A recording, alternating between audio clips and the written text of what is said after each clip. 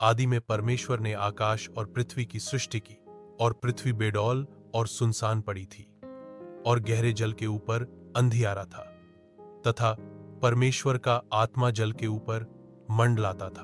तब परमेश्वर ने कहा, उजियाला हो, तो उजियाला हो गया।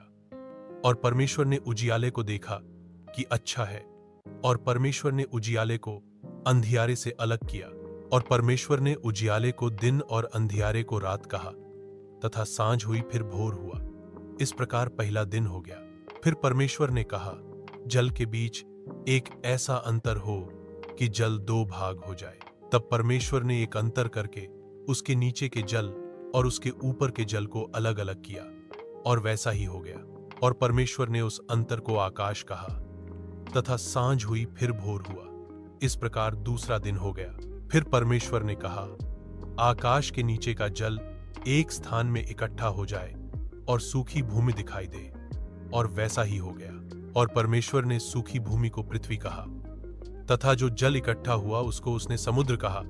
और परमेश्वर ने देखा कि अच्छा है। फिर परमेश्वर ने कहा, पृथ्वी से हरी घास तथा बीज वाले छोटे छोटे पेड़ और फलदायी वृक्ष भी, जिनके बीज उन्हीं में एक एक की जाति के अनुसार होते हैं, पृथ्वी पर उगे। और वैसा ही हो गया। तो पृथ्वी से हरी घास और छोटे छोटे पेड़ जिनमें अपनी अपनी जाति के अनुसार बीज होता है, और फलदायी वृक्ष जिनके बीज एक एक की जाति के अनुसार उन्हीं में होते हैं, उगे। और परमेश्वर ने देखा कि अच्छा है।